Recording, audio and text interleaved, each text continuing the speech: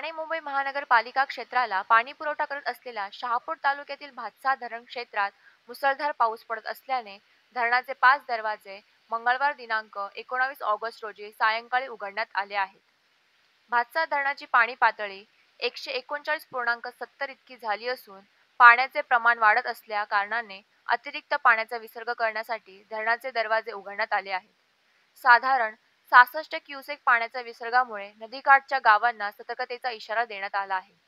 आपत्कालीन परिस्थिती निर्माण झाल्यास प्रशासनाने पूर्णपणे खबरदारी घेतली असून आपत्कालीन व्यवस्था आणि जीवरक्षक दल देखील सज्ज झाले आहे.